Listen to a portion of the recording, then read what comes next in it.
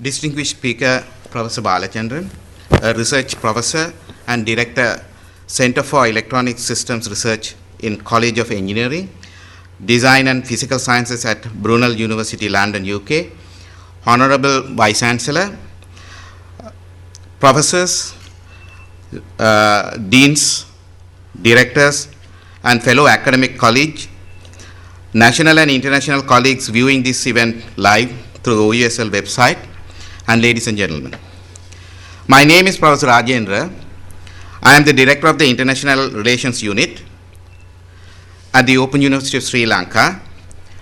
On behalf of the university, it gives me great pleasure to welcome all of you to the first lecture of the second distinguished lecture series organized by the IRU in collaboration with Center for Education, Technology and Media and IT Division of the Open University of Sri Lanka.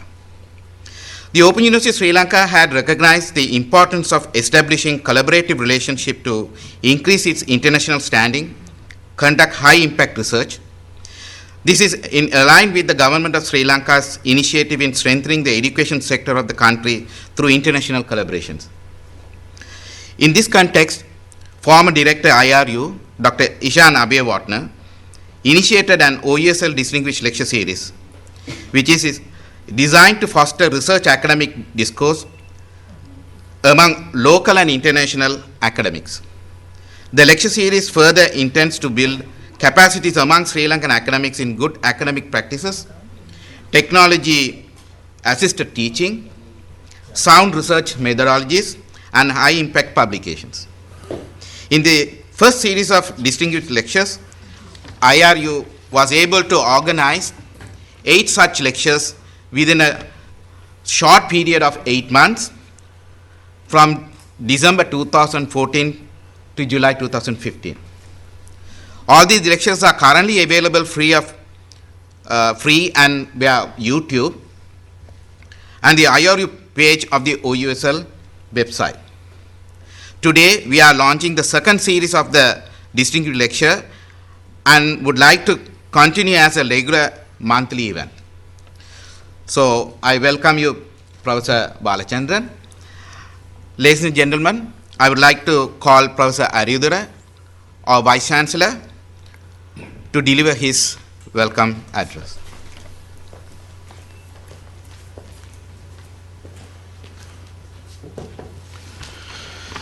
Thank you, Professor Rajendra.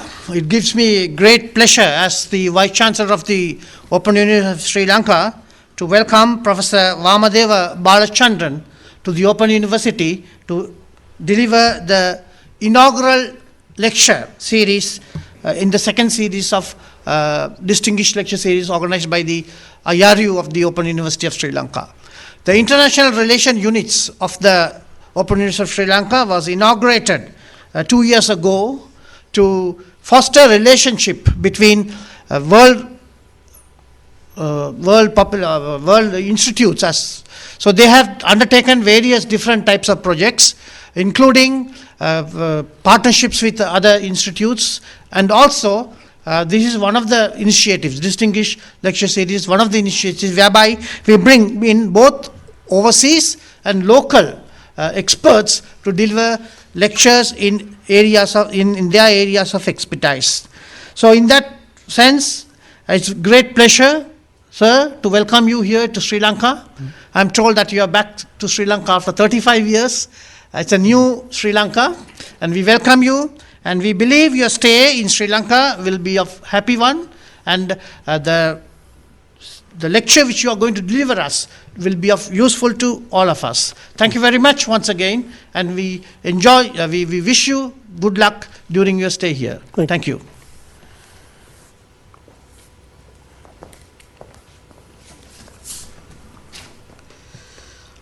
I'm in honor to introduce our distinguished lecturer, Professor Balachandran. Professor Balachandran is a research professor and director of Center for Electronic System Research in the College of Engineering, Design and Physical Sciences at Brunel University, London, UK. He received the BSc degree in Physical Science from University of Ceylon, Colombo, way back in 1971. After serving as a temporary member of academic staff for 9 months in University of Ceylon, Colombo, he joined as an academic member of staff in physics department of Fourbet College, University Sierra Leone, and he was there till 1974. He received his master's, MSc, and PhD degree in control engineering and measurement and instrumentation from University of Bradford, UK, in 1975 and 1979, respectively. He was a postdoctoral research fellow in the Department of Electronics at Southampton University, UK, from 1979 to 1983. And then he joined the Department of Electronics and Electrical Engineering at the University of Surrey, UK, and served there as a reader. He joined the Brunel University in 1995 as a professor. There he served as a head of the Department of System Engineering, a member of Brunel University Court, Council, Senate, Finance Committee, Appeal Panel, Professional Salary Review Panel, and Faculty Board. He was a visiting professor in Engineering Center at University of Chicago, USA, and he was a visiting scholar in the School of Engineering and Applied Sciences, University of California, Los Angeles. His research interests span several different disciplines: electrostatics and charged particles dynamics, electrohydrodynamics, micro-nanotechnologies, micro-engineered devices, biosensors, fingerprint biometrics, global positioning satellite system for blind navigation, ultrasound-guided waves for NDT, microwave and electron beam plasma, and medical electronics. He has actively pursued research in these interdisciplinary fields for more than 35 years and published over 350 papers to date. He has supervised more than 85 PhD students to successful completion. Throughout his academic career, he was won research grants and industrial contracts totaling amount to 15 million pounds. Professor Balachandran is a member of the editorial board of Journal of Atomization and Sprays and the International Journal of Particle Science and Technology. He has served as a paper review manager of IEEE Transaction and Industrial Application Society and guest editor for Journal of Measurements and Control. And he continues to review manuscript for 15 archive journals and research grant application for EPSRC UK and European Union Framework, NSF USA, and NSERC Canada, and some more countries, including Swiss Research Council, Portuguese Research Council, Singapore government, so on and so forth. He was a recipient of the IEEE John Melker Best Paper Award in 2000, Best Paper Award MI PRO International Conference 2004, and IEEE Innovation and Creativity Award in 2006, Best Paper Award at the ESA Conference in Boston 2012, and Best Paper Award at the IOP, that is Institute of Physics Electrostatics Conference in UK in 2013. And he was a recipient Global Research Award for Royal Academy of Engineering London in 2004, and he was a member of the European Union Working Group in finalizing the vision document as Personal Health 2020, an innovative UK assessor for biomedical catalyst call since 2013. He served as an external examiner for more than 52 PhD candidates in UK, France, Italy, USA, Canada, Japan, Australia, and more than other countries as well. Served as the international president of the Institute of Liquid Atomization and Spray System from 1997 to 2000. And you can go on for long history of his academic career. Professor Balachandran's research has been featured on BBC World Service and TV broadcast. He has a long experience of acting as a consultant in the field of his research to over 30 companies worldwide. With this brief note, I would like to call Professor Balachandran to deliver his lecture. And it's also a privilege to come back to Sri Lanka after 38 years to deliver this talk to you. Now you may wonder, I started as a physicist here at the University of Colombo many years ago, and then moved on to various fields, as you heard a little summary of my career development so far.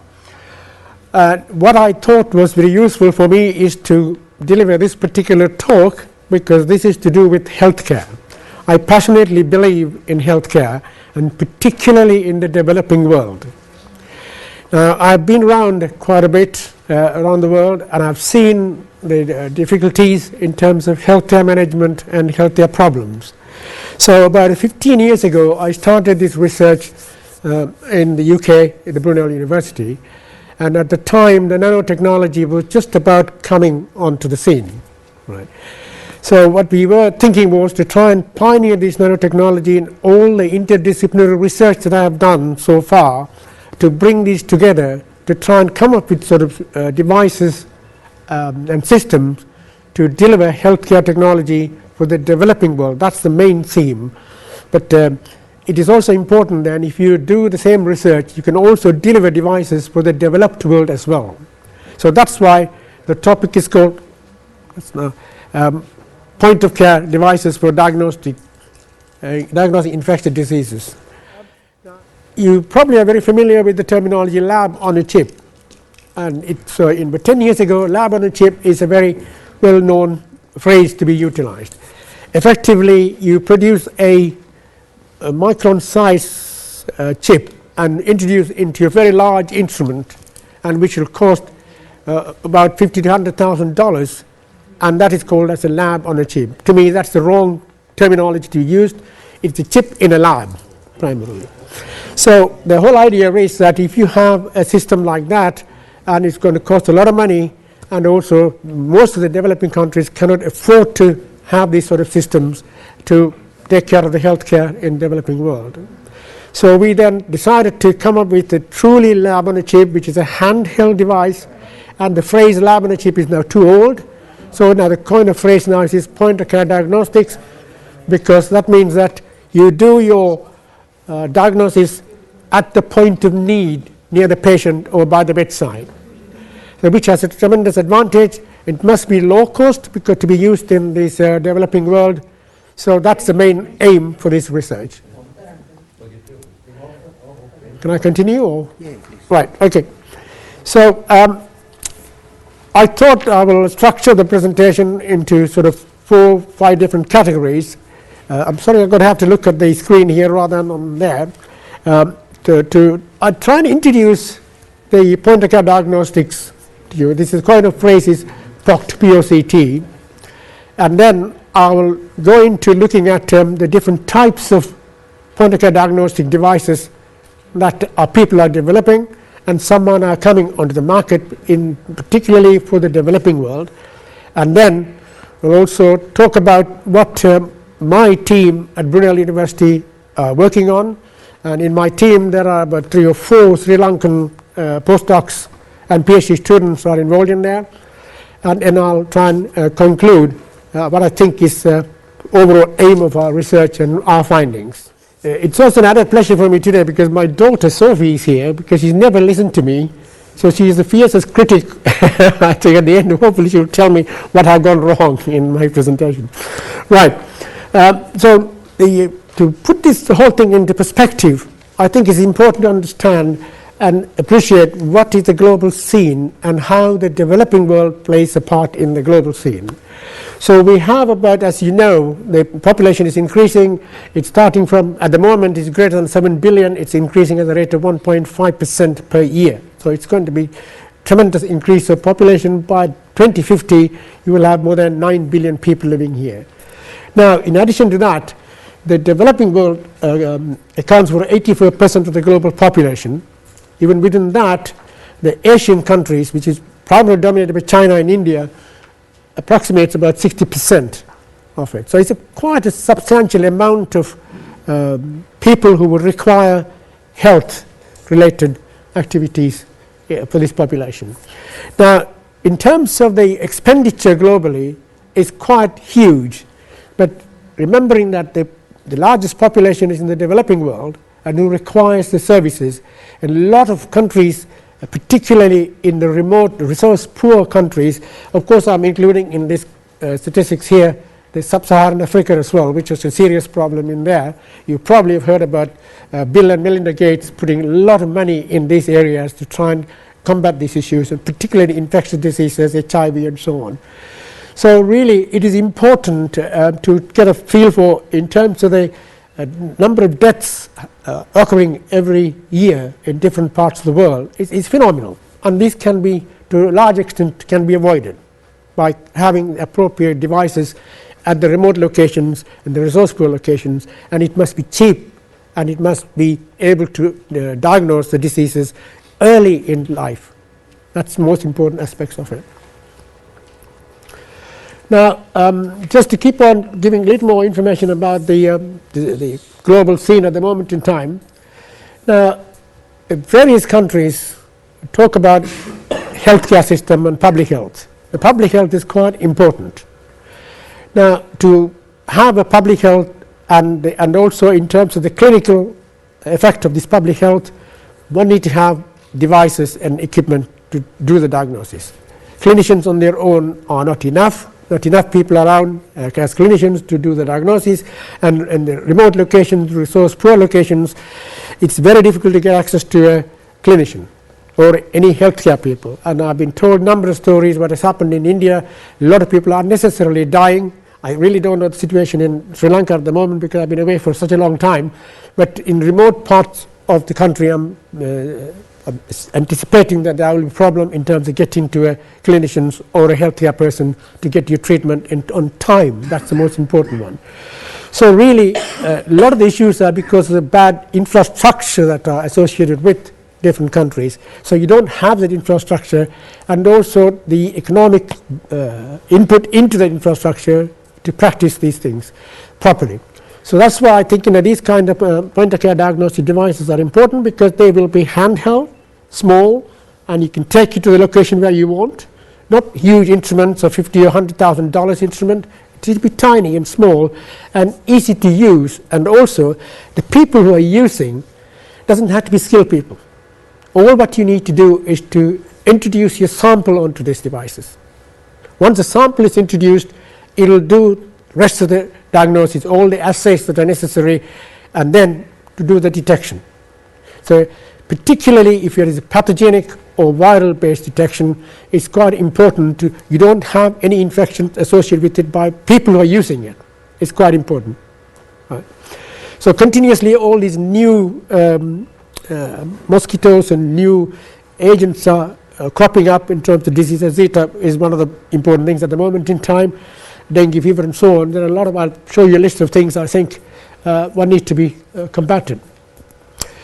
So the aim of course is that having these devices would reduce the mortality rate. That's quite important.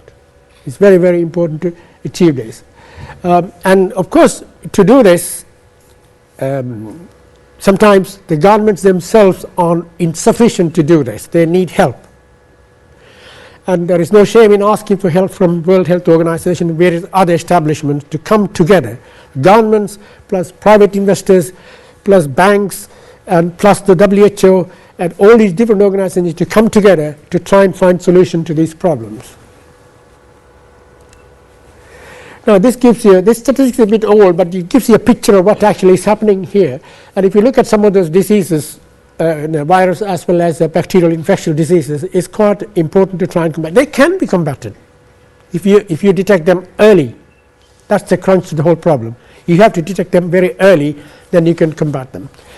Now if you look at the bar chart at the bottom here, you will see that of course it's dominated by sub-Saharan Africa primarily, but then comes Asia. South and Southeast Asia is the dominant part of it. And if you simply compare in Europe and in the Americas, in terms of combating the disease is very, very low. The death rates are very, very low, simply because they can't afford it. You know, there are some instruments that have been into those, a lot of microbiology laboratories and analytical laboratories. They are extremely costly. You know, there are $200,000 or $500,000 worth of equipment in these places. Right? The developing world is can't afford to have these kind of instruments for diagnosis. So that's why I was re-emphasizing that you need cheap, reliable instruments with the appropriate sensitivity and specificity to detect these diseases at the early stage.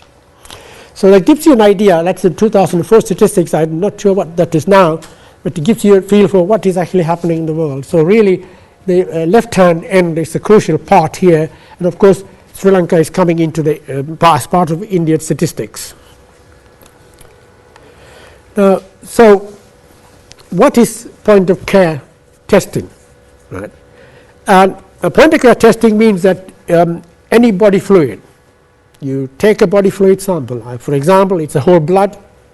It could be urine, it is sputum, feces, or anything else that where the disease is actually related to. So that's very important. And at the same time, you don't want to collect a large amount of samples. You want to collect a small amount of samples. That's where the micro nanotechnology actually comes into play. Small amount of sample, release it into the device, and then let the device do all the assays necessary and also do the detection. That means it is a fairly complex device in a smaller way. In other words, if you think of a large analytical laboratory brought into a small device. So multi-million-dollar laboratories into a tiny little box of tricks, right? So which involves biochemistry, material science, it involves physics, it involves electronics engineering, it involves mechanical engineering, and it's a complex little instrument. When it's done, it looks very simple. You will see some of the things that we are trying to develop. In addition to that, it is also very important that you ought to look at the environmental issues associated with it as well, because you can produce these things. How do you get rid of these things? Because they are going to be quite infectious once you do the analysis. And you can only do the analysis only once with somebody's body fluids samples.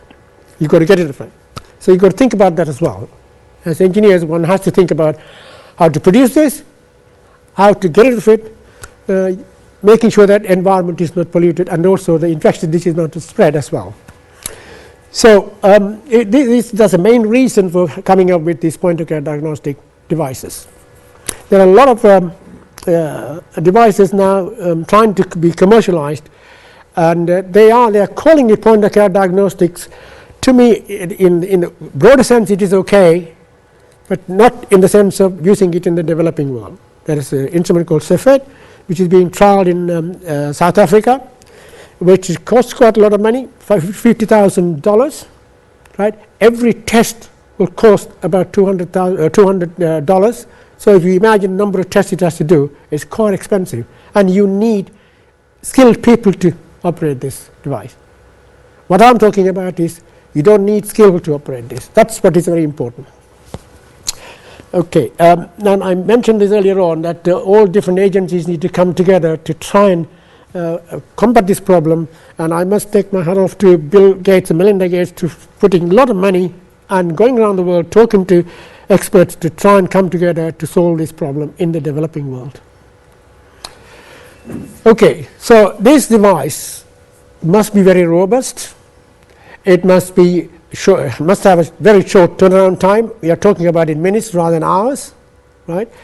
And it must have a minimum input, sample input, as I already mentioned, and it must be portable. Ideally, it should be handheld, and it must be very low cost. Otherwise, nobody can afford it, right? And immediate clinical decision making need to be done by the device, and ease of use formats. Everything must be very simple. Otherwise, you need to train people. Training people requires funds. Economically, it's not feasible. Avoid required for complex pre-processing of biological samples. A lot of the devices now, I mentioned about CFID and various other devices coming to the market, like Atlas Genetics, Enigma Diagnostics, and so on.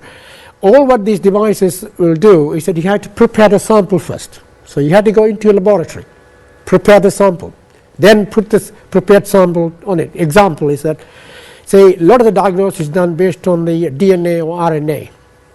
It is actually extracted from your cells. So that is done in the laboratory. It will take typically an hour or two to do it. And then you bring that and put it on this chip, and then use this big instrument to do the measurement. That is not ideal.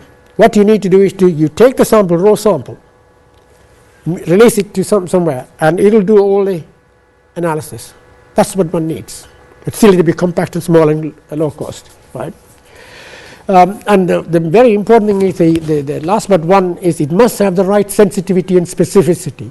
So you need to know if you're looking for a particular bacteria, is it this particular bacteria in it or not? But precisely, you're talking about signal to noise ratios that should be extremely accurate, otherwise you will do a wrong diagnosis.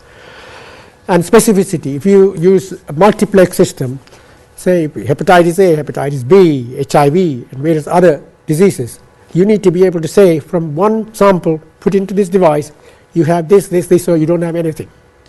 Right? The idea is to do this within, say, 20 to 30 minutes. It must diagnose.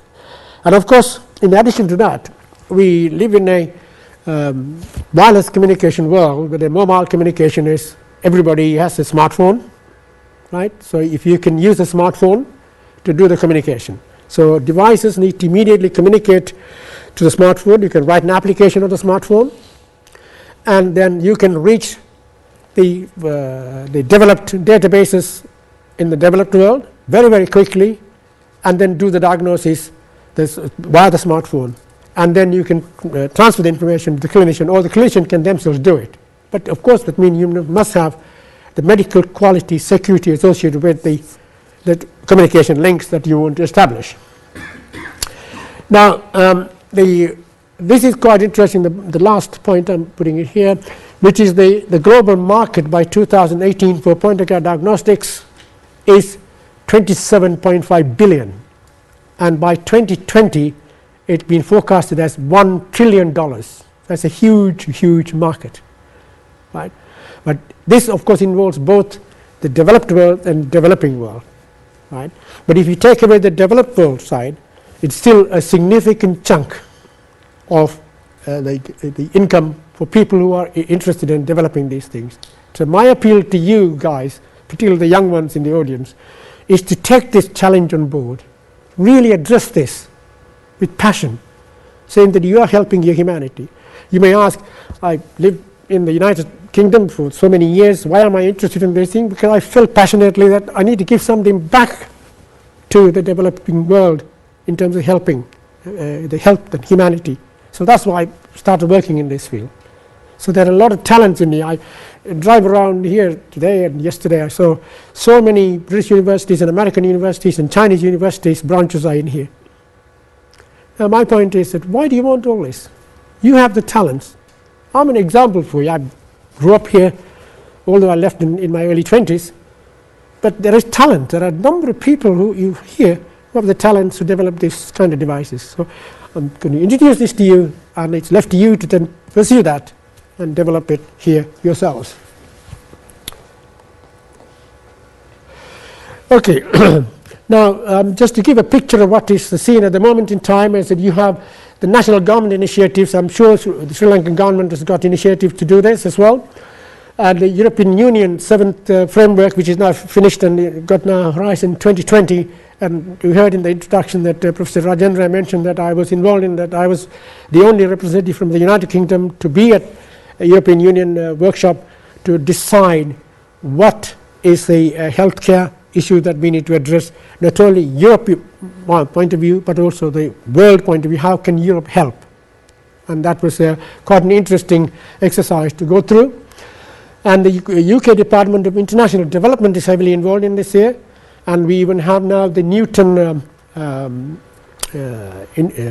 Innovate UK programs. And we can work with Sri Lanka and by bilateral arrangements and to work together to come up with devices. And you also have Foundation for Innovation and New Diagnostics, a separate trust fund organization which is really having quite a lot of funding in there to help. And then the US Global Health Initiative is also quite a well-established place to interact with. And also, of course, Bill and Melinda Gates cannot be excluded from there. They are putting a hell of a lot of money into these areas to help. So they come very often to the UK. I've been in 1 or 2 meetings. They really passionately believe in, to helping the developing world. Okay, now this is just so far I've just talked about importance of point-of-care diagnostics, where the devices need to be used at the point of need, near patient, and so on. Now let me tell you about how these devices look like and what they are. There are two types of devices. The one is called the lateral flow immunoassays. Effectively, that means if you're not a biologist or a biochemist or microbiologist, then I need to give a small introduction to it. What it means is that you, if you sell it, so for example, you have flu virus, right? You take a sample and you see whether the virus is in you or not, right? Which effectively means that you're looking at either virus or parasite from malaria and so on. It's a very simple test you can do, right? Devices are very simple, right? But although it will give you yes or no answer, it doesn't tell you how badly you are infected or not. So it's quite important for a clinician to treat you with the appropriate drug and to also monitor continuously how this drug is actually affecting you. It is very, very important to quantify the disease at the point of diagnosis, right? So immunoassay is fine to start with. You can say yes or no, and then you need to move on to look at the molecular diagnostics.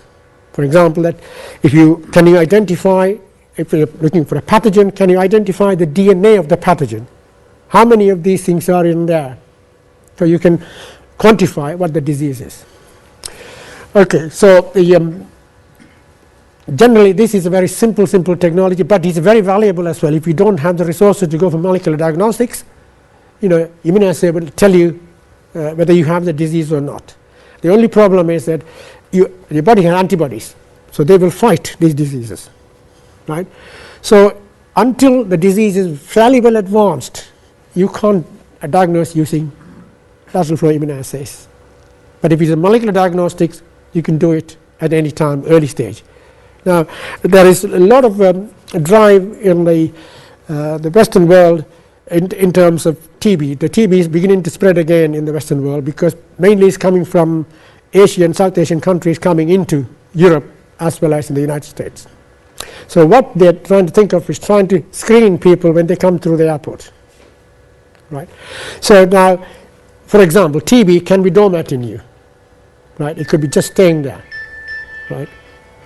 But what is important is that if you can detect it at an early stage, even before it comes out of the full-blown TB, you can treat patients and you can cure it.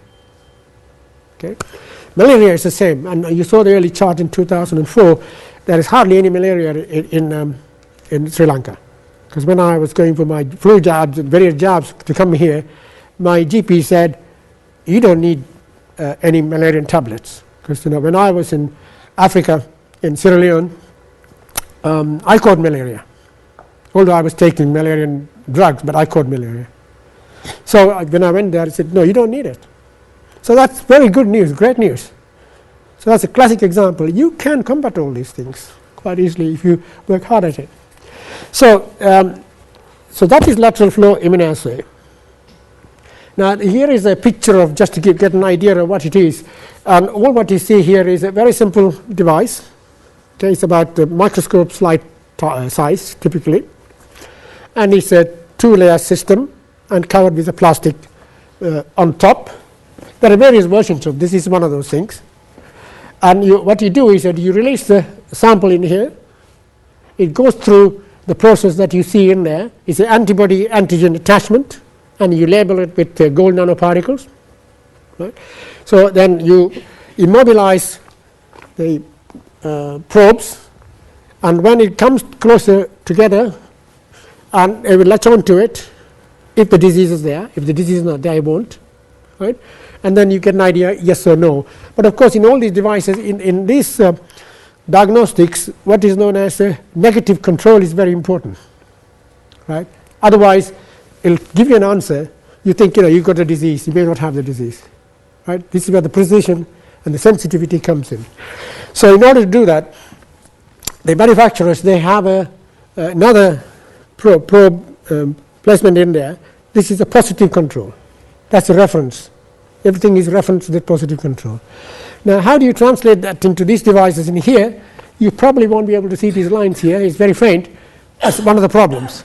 And the red lines in here are the positive controls, right? And the very faint lines you see here are the actual disease presence. So if you take this to a clinician, the technician does this and takes the clinician, they will look at it and say, oh yeah, I can see just a faint line. So it's very subjective, right? So it's very difficult to then confirm whether you have the disease or not. Okay. So what they really want is that to try and independently diagnose this. But of course, smartphones are there now. There are applications are being written, and attachments are being put onto the smartphone. So smartphone then looks at these lines, do the image processing, and then comes up with a quantified number saying that, yes, I can see this line to this extent.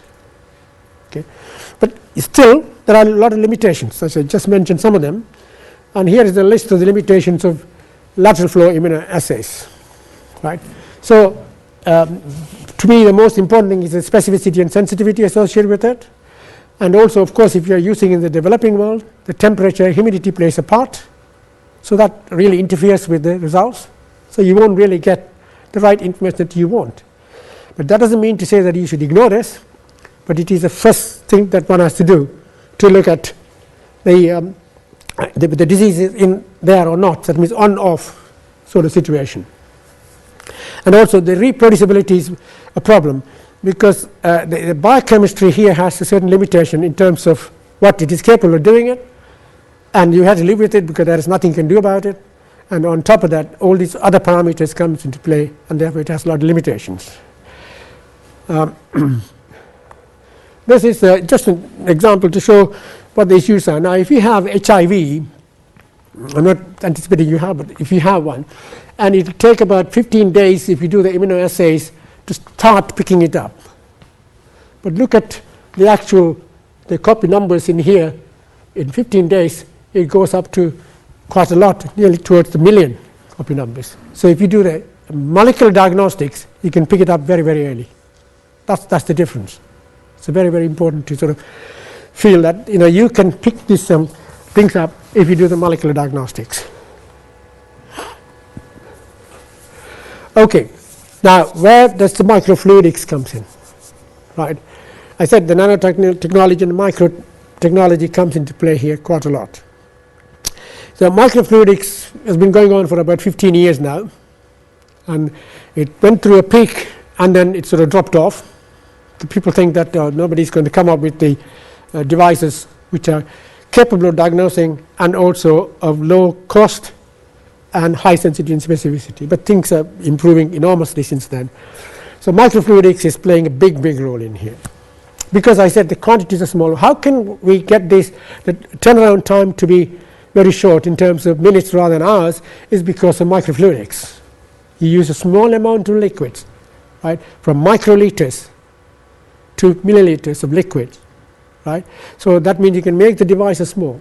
The reagents that you have to use in these devices are very, very costly, and you can use small amount of reagents, so the cost price comes down as well, right? All these advantages are there in terms of using this one. And also, as I said earlier on, that you can diagnose using the DNA, which will be very accurate in terms of detecting it, and a lot of effort has gone in terms of electronically, electrochemically, magnetically, ultrasonically detecting DNAs very, very accurately. That's extremely well developed with the nanotechnology, cantilever type of nanotechnology, nanowire technology. They're all very well developed in the laboratories. It works extremely well in the laboratories. But they're slowly coming into attaching these things to devices. So we are able to do these things now because of these microfluidics and nanofluidics and also nanotechnology. Now, in conceptually, the diagnostic devices have these functionalities. If you look at the left-hand side, the sample collection device, this is an area that has been quite a lot neglected. And we picked it up about 10 years ago. We said, that's a very important area. You can do wonders in this part, right? Everybody likes to do the sexy bit here, nice technology, nanotechnology, attach these things electronically is very easy to do now. But that is very important. If you don't get the sample preparation right, this is of no use, right? So that's why we concentrate a lot on that, although you're doing some work in here as well, but that's the primary area of sample preparation. So you collect the sample. Sample collection is the biggest problem as well, right? Because a lot of people don't like needles, right? So how do you do these things? Again, nanotechnology comes into play. You can have nanotechnology-based pins. You don't feel the pain to collect the sample, blood sample, right? And a lot of the diseases are related onto urine sample collection. Now I'll show you an example of the work that we are doing on sexually transmitted infections, which is a serious problem in the Western world. From 15-year-old to 24-year-olds, the sexually transmitted infection going exponentially higher.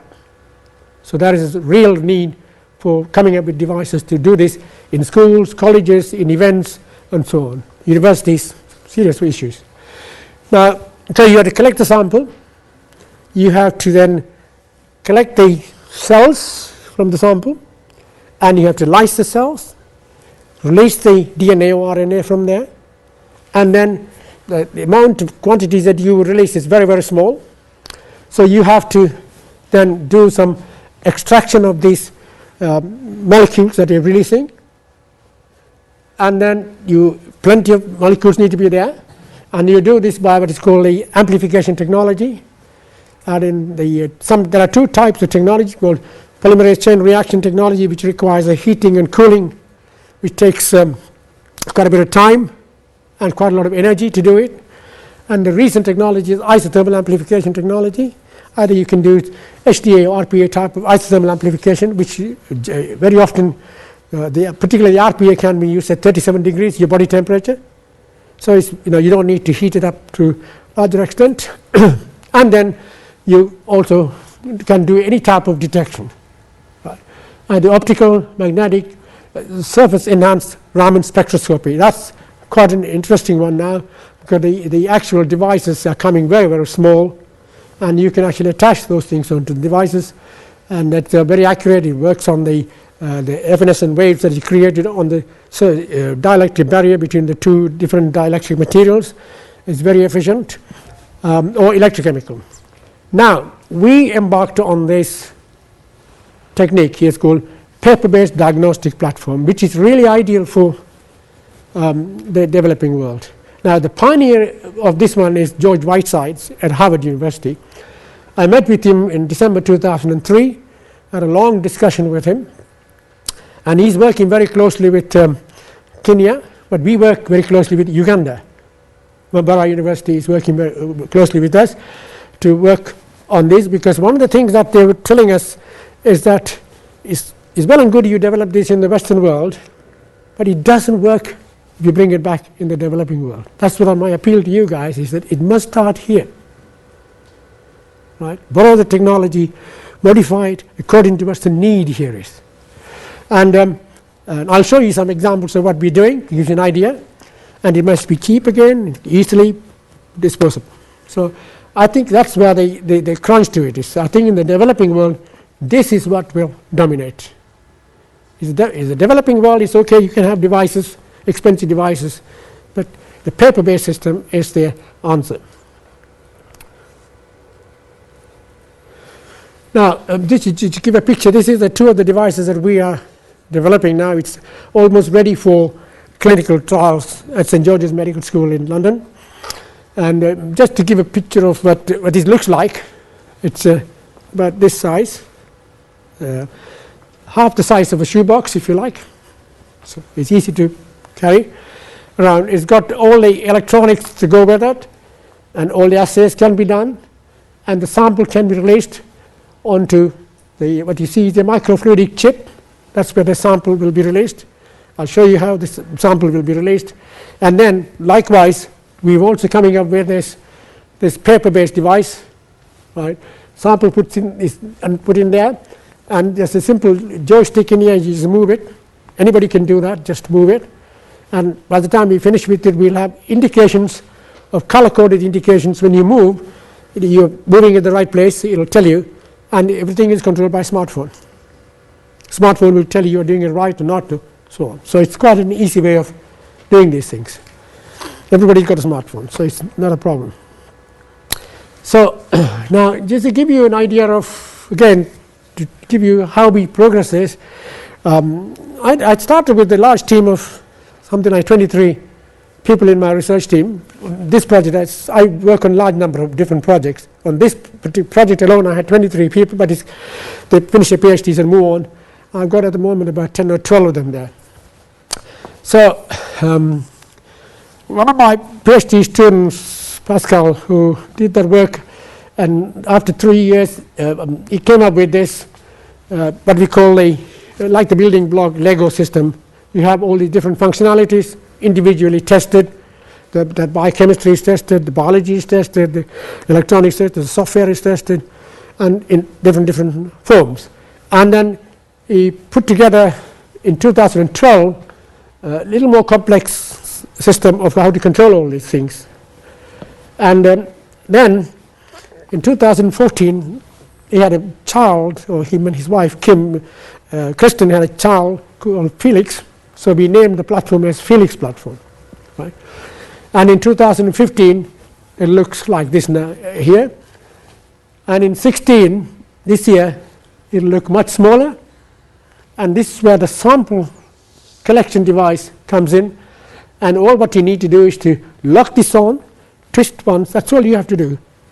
And the rest is all done for you. And the smartphone will tell you what the result is. So you have the wireless technology, Bluetooth technology in here as well. Once it is completed, it will transmit the information to your smart device, and that will tell you whether you've done it right or whether you need to. What is important at this stage is that not yet, the devices should not do the diagnosis itself, because it's a clinician's job. It's very, very important. You can make it smart, but it depends on the experience of the clinicians to finally diagnose it, right? So we have the option to say that you've got this particular disease, but I personally believe that this is not our job to do it. It's the job of a clinician to do it. But we give the information to the clinicians in real time. They can make the final decision. Yeah, and we move on, and I'll show you. By 2017, we have a paper-based microfluidic device, which is, I think, is the answer to the developing world. So this is now one particular example. As I mentioned to you that sexually transmitted infection is a serious problem in Europe, not only in Europe but other parts of the world as well. But so in the UK, the Medical Research Council decided to fund a piece of research to try and come up with the answers, to come up with a device to detect, say, STIs. So we teamed up with St. George's Medical School, UCL, Queen Mary, Warwick University, and also Public Health England to provide the actual clinical samples. And they gave us £5 million to work together and also come up with the clinical pathway. It's all well and good to devise devices. If you don't have the clinical pathway how to implement the treatment, it's of no use, right? So the UCL and Queen Mary are dealing with the clinical pathway. They are epidemiologists, so they are dealing with that side of things. St. George's is working with us very closely, look at the device and assess the device and diagnose the device, diagnose the disease using the device. So that's the test that we are trying to do now. And of course, you can do lots of these different diseases. Even in STIs, the St. George's clinical microbiologists have identified 21 different pathogens, right? But then they ranked it and said that these 4 are the most important one to diagnose, right? Which is, I'm sure you've heard of this, chlamydia, gonorrhea is quite common ones, and then Mycoplasma genitalium, Trichomonas vaginalis. These are the ones that are important to diagnose because they have serious consequence, health consequence, right? So we worked on all of these things. And in this particular case, of course, we need to really extract the DNA and then do the quantification of the DNA that is present in there. Then what the clinicians can do is that they can treat the patients and they can monitor using the device periodically. So that's the technique that we are done so far. Now this is I can't say too much about it because it's under proprietary reasons, because it's going through a patent application here. So, but to give you an idea, this is what we call the P-stick. Right? It's a universal for males and females. What we do is that we collect 4 milliliters of urine in this device, and also the device has a swab as well, because generally females you need to get swabs, and so you can introduce, as you see at the top or here, you can also introduce a swab sample in there, and everything will be done inside here. This is like almost like a pencil but slightly wider, the old fountain pen sort of size, so it's very easy to use it. And then, as I said, you just place it there and clock it, and that's all you have to do. The rest will be done automatically. So this device will take the sample, 4 milliliters of urine. If you need to use a swab, it will also can be introduced, and it will lyse the cell, extract the DNA, and then you can release the DNA onto the chip. Everything will be done automatically. You don't have to do anything except clocking it. Right. Then the other side of things, this is a simplified version I'm showing you to give the idea that this, what we call the cartridge or the chip, is really a microfluidics device. It's very, very straightforward and simple on a single sort of diagnostic thing, where you take the sample. It can be whole blood, it can be urine, and then you do the lysis buffer, and it goes into a mixing chamber, and you can do all the modeling, numerical modeling, to see how good the mixing is, what shape you need to have it to get the good mixing. And you need further mixing. You have you can use serpentine channels. You can apply all your numerical techniques and all the physics that goes with it, and then on the fluid dynamics. And then we use what is called as a membrane. This is a chitosan membrane, which has a capability of attracting the DNA onto the surface, because chitosan is electrically positively charged. As you probably know, DNA is energetically charged, so it attracts all the DNA. And then by changing the pH of the eluting buffer, you can change in terms of the attracted DNA can be released by changing the pH from 5 to 9. So it's very, very simple in terms of procedure to do it.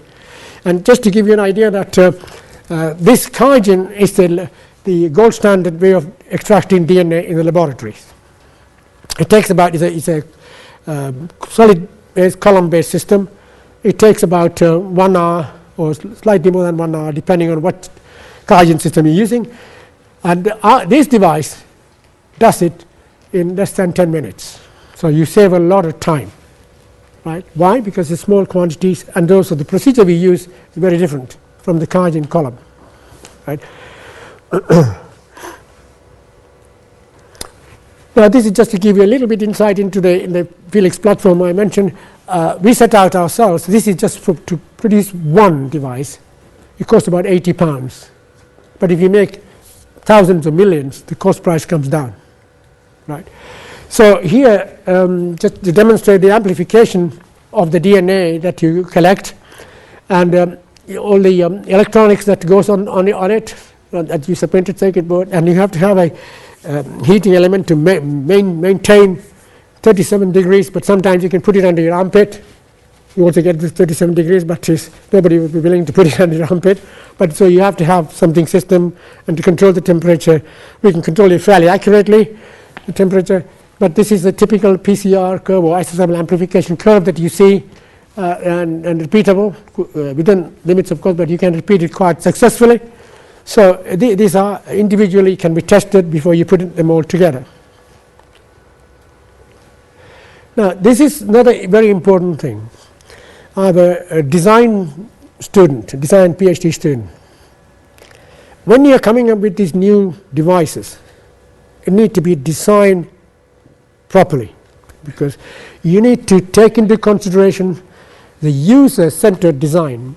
Who is going to use it? You need to talk to them, focus groups, find out exactly how they would use it. Right? There are some people who like beautifully looking things like smartphones. Right? Other people want functionalities. So to really talk to them, you have to talk to the clinicians, right? And also you have to talk to the engineers. Can this be achievable? How to do it? So Tom has gone through this exercise. He came up with his model, his PhD. So he looks at the systemic issues associated with it. There are factors like environment, public health, context of use. I mentioned about the environment. You need to think about this as well at the early stage. And then the human factors, end users, designers, engineers, manufacturers, scientists, clinical, social scientists. Because very often I've been asked the question when I gave a talk like this, who is going to manufacture this? How much is it going to cost to manufacture the devices? So you need to start this at very early stage as well to see, can you manufacture these at relatively simple costs, right? What are the infrastructures you need for these things? And then you also look, the clinicians play a very important role because they are the people who would say, you can go and buy this device or don't buy this device, right? A lot of devices are being brought out in the market without proper consultation with the clinicians. And that means you can't sell it. And the economic aspects, cost is very important, I've already mentioned you. Regulatory is another important thing.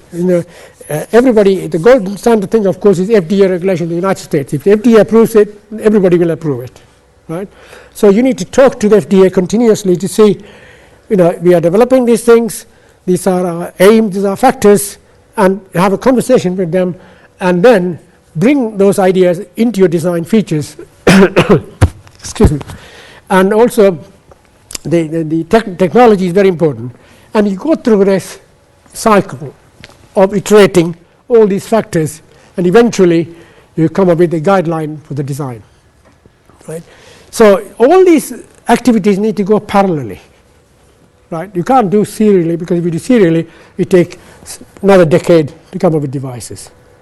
Right? So everywhere, everything that you do, you need to feed into it, so that you can come up with the right devices. Again, just to break it down, all what I showed earlier on was for different components of looking at every aspects of it. So then, say technically, let us say, for example, we go for an optical fiber-based technique in here for detection, and we got to go back to the designer. The electronic engineers will go to the designer and say, I want to fit this in here, but I need still to be smaller device. So designer need to work with it and come up and say, okay, I can give you these options, then you decide which is the best for you guys. So that iterative process needs to happen.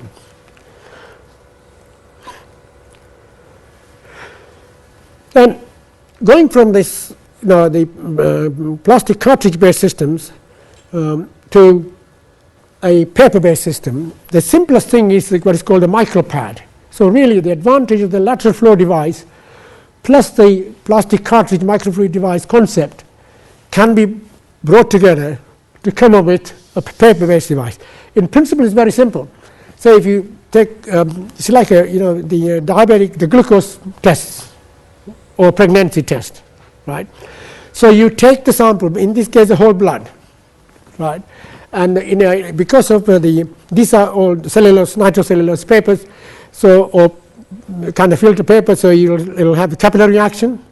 So you don't need an external pumps. In a microfluid device, you need pumps and actuators to do it. But here you don't need any of these things.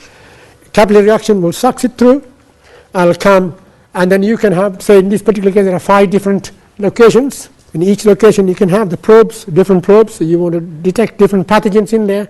You place those different probes in there, immobilize them. Then the sample comes through. It goes to each of those locations, and each one will then tell you whether you have, I say, example, hepatitis A there, or HIV there, or whatever. Right? It's a very, very simple concept.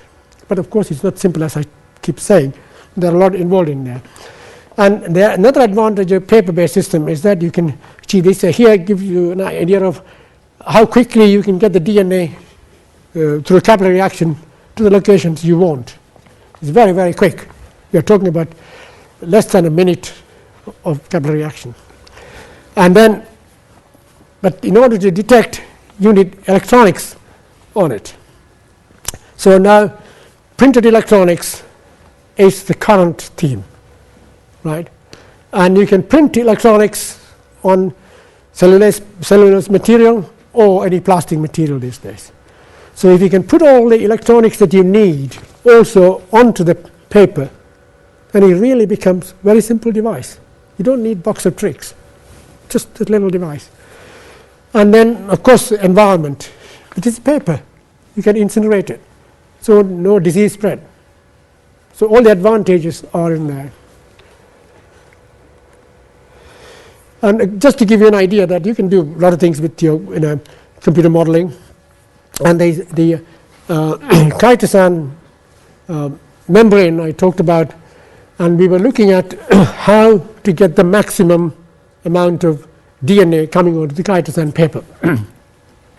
So you can prepare these in different ways. You can prepare these by simply using a pipette and dropping the sample on it. You can prepare it using a dip coating, or you can do electrostatic spraying on it as well. So when we did this at the early stage, just to give you an idea that we were only able to recover 57% of the nucleic acid on it. Now we can prepare it in such a way we can get more than 90% of the DNA that goes on to the chitosan can be extracted successfully.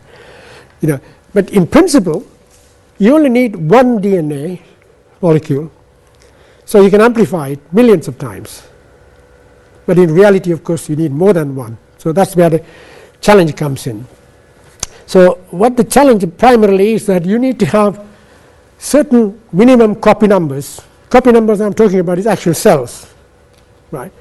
So the holy grail that we work with is that if you have 10 copy numbers in 1 milliliter of sample, if you can extract that and then get the DNA out of it, it's more than sufficient. That's where the sensitivity comes in. Okay. Again, now you can marry that lateral flow technique with this. This is a electrophoresis ladder. I don't think you can see, but what I'm trying to demonstrate here is 143 base pairs. You get 3 lines in there, repeat, and the negative control, there is nothing in there. But that demonstrates to us we can use this technology very successfully, and also you can use the lateral flow concept to detect it, because we need to be very simple technique. You can simply detect it. The mobile phone can detect. You don't need very complicated electronics to detect on paper, right? You can do it very, very easily. And this is molecular diagnostics, but we are able to do that because of the chitosan membrane will extract the DNA. Otherwise, you won't be able to do it.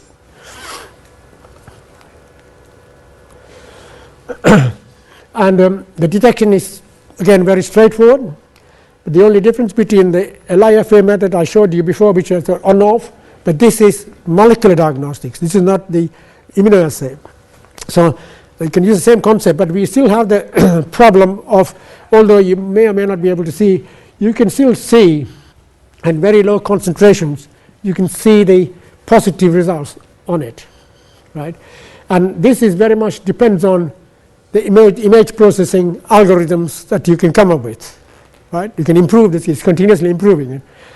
But the limitation, of course, is that the biochemistry, you can't do anything about it. That's the limitation associated with it. Excuse me for a minute. Right, this is give you an example of how we can quantify it using the smartphone. This is something that there are a number of companies and universities are developing these things. At UCLA, where I did my sabbatical in California, that's in 2004, I worked with a student there, a PhD student. We were trying to do this in 2004. We couldn't achieve it, but now they had to put an attachment onto the device. But my students at Brunel has achieved this. You don't need any attachment. Your smartphone, just hold it onto this LIFA panel. It will detect it. So you can detect these things using a control signal and also the actual test signals. What you see here, the copy number is the number of cells, and as you go down, even if you have 10 copies, you can still detect it. So that sort of sensitivity that you can get. If you can, the microbiologists will say, if you can detect 10 copy numbers, you've done well. Okay. Now, translating all that into this device, I'm hoping that this probably would be available to be tested clinically by June, July time this year, and we will use clinical sample from Public Health England to put it onto this device and see how good this will perform, right? And if it performs well, and I think it will be then ready for full clinical trial. And you know that these things you need to do a full clinical trial, otherwise you can't use them. And then you can apply for the approval from the FDA and MRHA and so on, various different organizations to do it.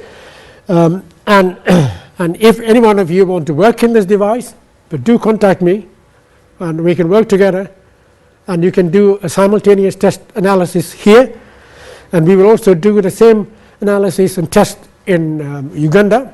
So we cover sub-Saharan Africa as well as Asia, and we are also talking to some universities in India also to do the analysis as well. So we have a full evaluated system. Hopefully in a year's time it should be ready for commercialization. And yeah, and this is a sort of complete pathway, right? The crunch of this is a smartphone. Anything that you do these days with clinical diagnosis must involve a smartphone, right? So here either use paper or plastic sort of devices, and you can, the example here you're seeing the STI, but it doesn't matter, it could be any infectious diseases. But the most important thing is that the clinicians need to be able to take this information and to deal with it, right? So take that information, communicate it to the respective clinicians or to the hospital databases, or via the cloud, hold in the cloud, and when you require access to it. The most important thing in here is the communication, mobile communication infrastructure is very important, right? I have a student, another Sri Lankan student called Tulasidas, who is a part-time PhD student. He works for Intel in Santa Clara. He's come up with this architecture. It'll just give you an idea of the architecture. And you have everything from cloud to any different combinations that you can actually utilize. And he's now looking at in each of those. For example, if you take the cloud architecture, he's looking at what is the security that need to put in here on top of the existing wireless communication securities, right? IEEE has come up with some guidelines, and he's taking that and improving that, so it really becomes a very good secure system for communicating between the patients and the clinicians. And also patients themselves can have access to this at any time they want, right? And the clinicians, only with the permission of the patient, can access this information. These are all important issues. But I think because the technology is moving very fast, now we are coming into 5G technology, right? So it needs updating as it goes on, right? But at least the infrastructure is there. And I was speaking to the senior vice president of Telefonica a couple of weeks ago, Mike Short. Mike was very impressed with this because he said you consider all aspects of it. But normally you would think of any one or two of these things. But I think this is why the PhD was important here, because you had to look at every aspect of it to really understand this and implement it. So not only coming up with the architecture, but also all the hardware and software that goes with it. And we have been very lucky because Tulasi works for Intel, and before that he works for BlackBerry, so he has this inside knowledge of how all this power management, how this thing's structured, and how the software is implemented. So that's helped us enormously, and to come up with this kind of scheme to implement it. So I hope I've given you a snapshot of why point-of-care diagnostics is important and how you can get involved in this and start developing point-of-care devices, and also to make sure that anything that you develop now need to deal with the state-of-the-art technologies. Right? These are moving extremely fast, as you know, and even the material science is moving very, very fast as well, and to come up with new materials. And this is the current, my team.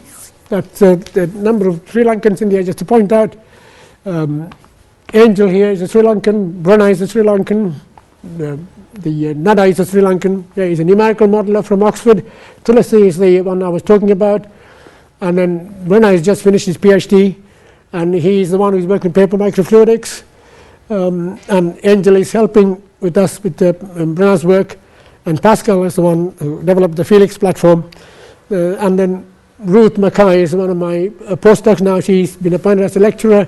In addition to these people, there are other academic colleagues who are inputting in this program. So again, to work on a project like this, you need multidisciplinary team of experts. One field is not good enough, right? And because of my research is a multidisciplinary field, I'm one of those very few who work in all these different fields, but it helped me to bring this team together. As I said, about 2 or 3 years ago when Pascal was there, we had a lot more people working. They all finished their PhDs and gone. Okay, so this is the collaborators that we have at the moment in time. You can just about see that a number of companies collaborating with us as well, like pharmaceutical company GSK, they are interested in. There's one of the important issues, that antimicrobial resistance. You must have heard about this now. This is a very, very important thing. The antibiotics does not work in most of the cases because the bugs are becoming very intelligent. They don't work.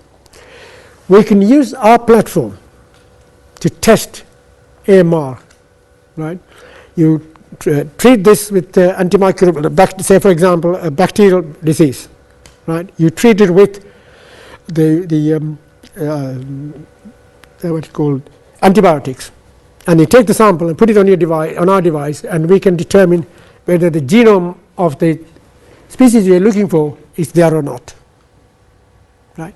So the device is not only helpful for point-of-care diagnostics, it can also be utilized for antimicrobial resistance. But 3 weeks ago, the Royal Veterinary College in London was talking to me about using it for horses. Horses in the Western world, I'm sure in here, race horsing is a huge market. They need to test for drugs on race horses, right? So that is another big market. I'm also very interested in using the device for environmental thing. Biodefense is another issue, right? And also for water pollution. So you can sample the water and slightly change the assays that we are talking about here for clinical thing, and you can detect the bugs in water. So it's a universal generic platform for various things that you can detect. So the collaboration with various industries and universities and partners is quite important to achieve a project like this. I think that's where I'll stop. Thank you.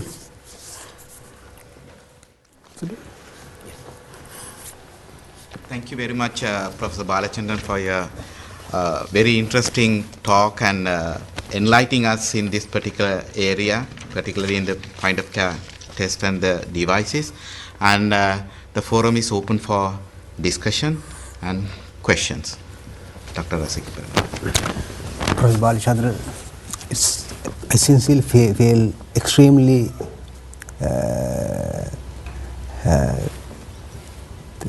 privileged to be with you today, sir. You took us through the lateral flow and microfluidity, and then later on your area, the paper-based testing, which was very informative, and we came to know, and you opened a new door to us with regard to this new multidisciplinary research area.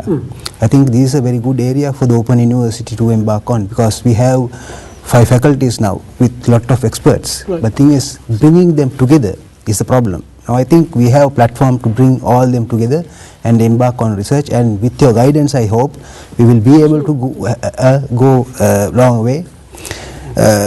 Professor Balachandran, now my first question is, with all these researchers starting from 22 and millions of pounds of grants, how do you keep all together and at the same time get results from each and every person? Now, it was very interesting to see how you started in the year 2011 and how you developed your product, just step by step. How do you do this?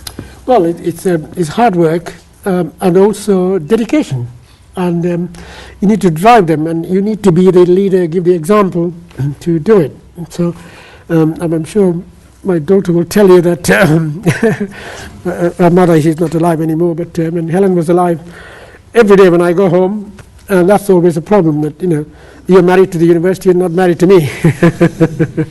So it is you have to spend a lot of time and patient as well. You got to understand the students and their temperament, and you need to identify the talents within students as well, and also the interacting with industry, because over the years I built up this. I can make links with industry relatively easily.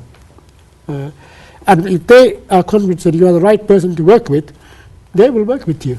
So it is hard work, but it took me roughly about 10 years to get the multidisciplinary team to come together. The most difficult one is the medical doctors. They always feel they are a step above anybody else, right? Yeah? And that is the main problem. But now, I give seminars to the St. Joseph Medical School, to the prospective doctors in their final year, and about 200 and 250 students will come and sit in the auditorium. I give this talk. Generally, I think I give them a break. It's a 2-hour talk, and I think the second half they won't come back. All will come back, and they will bring their professors, and they will come back and sit and listen. And they're so convinced that without engineers and scientists, they can't practice medicine in the future. These all gadgets and widgets they need to practice medicine. So that has helped enormously bring this team together. When I started with the microbiologists to talk about, of course I didn't understand their language, they didn't understand my language, it took some time. Although I'm not an expert in any of these things, but now I know quite a lot about these things. To see, that is very important. You need to be flexible, you need to be able to talk to other people and listen to them, understand their field as well. So then they will listen to you. Now, there is a classic example of a clinician in St. Joseph Medical School. If he has a problem or something, he takes the telephone and asks me, "Oh, Bala, can you find something, can you come up with a device to do these things?" So that is nice, because now they are listening. So I used the key, I like the keyword you used, driving the system. I think we have to drive system. You have to drive it. It's hard work, you have to drive it. And also the language that you didn't understand. Even when you made the presentation, many things related to microbiology which we do not understand. But the beauty of your presentation was that everybody could understand your presentation. Yeah. So it was presented in such a manner that everybody can understand, and I congratulate you for that. And what is the future applications of such devices in a country like Sri Lanka?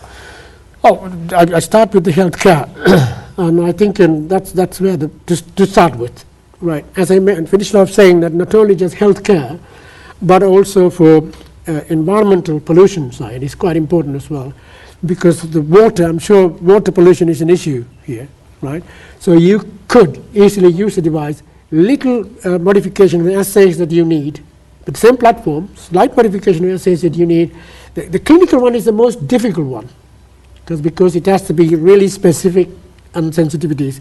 But environment one, the sample collection is very easy. You can go to a pool of water somewhere and you can pick a sample quite easily, or go to a dump and take a sample quite easily. So once you crack the clinical one, the environmental one is fairly easy, right? And I've traveled quite a bit in various countries, and I used to think that I grew up here in Sri Lanka in the tropical countries, and I can go anywhere and I can cope with it. I went to Egypt. I was struck down by environmental bugs. I didn't drink any water. I didn't eat any salads. I didn't do any of these things. Still, you are hit by the environmental bacteria and virus around. get here. So sorry that I came here 2 days ago. My throat is gone. So it happens. So therefore, it is important to sample the environment as well.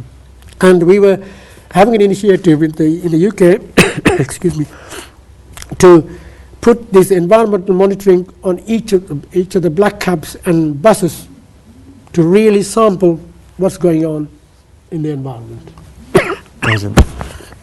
Thank you very much for your interdisciplinary projects and the other things, and it's very interesting.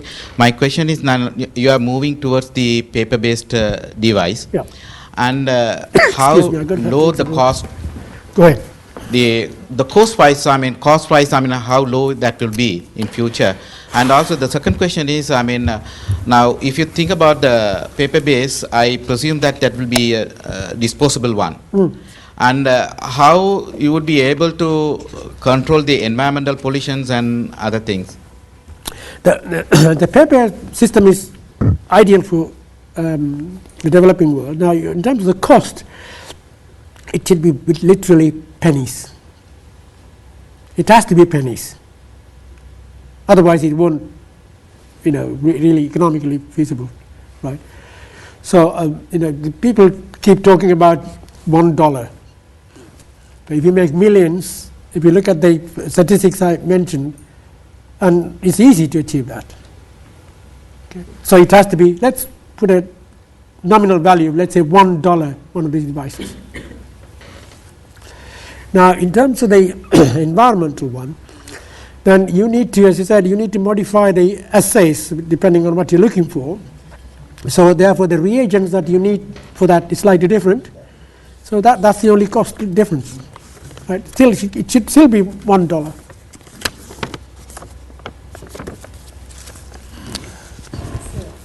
field is also my molecule and microbiology. Right.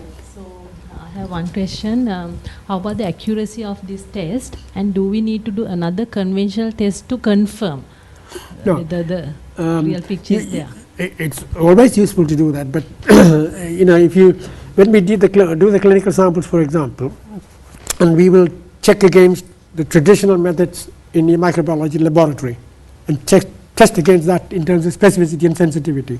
What I can tell you is that our early test about 5 years ago, when we did with the whole blood, the sensitivity with our chip was better than your microbiology laboratory, because it goes through various procedures. The human error you can make at various stages. Here, only one place. You put the sample in, nothing. Everything is done. Okay, but it's always good to double check. Yeah, because if you go to FDA for approval, that's exactly what they will ask. How does it work against the gold standard laboratory tests? Yeah.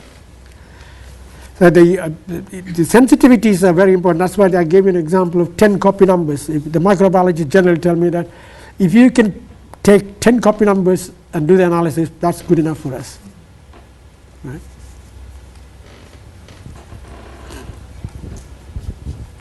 Thank you. Thank you very much, sir. This is not regarding with infectious disease, because in now Sri Lankan trend is most of the patients come with non-communicable diseases such as coronary artery disease, especially in northern and eastern provinces in Sri Lanka. There's a chronic case regarding with chronic kidney disease, but still we depend on the serum creatinine and those biochemical tests for screening and prognosis also. Yeah. But there are a lot of biomarkers identified in the world, such as NGAL and the things. So those are not actually depend on DNA and the things. Most of them are protein. So how we can incorporate those protein and the things into devices like this to early identification or prognosis? Yeah, you can do that, because it's the same device. It doesn't matter whether you're looking for DNA or protein or RNA, it will work. But the only difference is that you need the right assays for it. Only difference is the assay is different, right? So you can detect protein. And what we're trying to do also with the multiplex detection, so if you know what the biomarker is, you know what the genome is, right? And there's a lot of research going on into detecting the different biomarkers for different diseases. AMR is a classic one. There are a lot of different biomarkers are needed to detect it. So if you know that biomarker, you need to know what the biomarker is, right? And then you know the genome associated with it. And the assay is defined. If the assay is defined, we do it. It's very simple, you know. Because then in terms of what we do now is on the microfluidic cartridge, you have a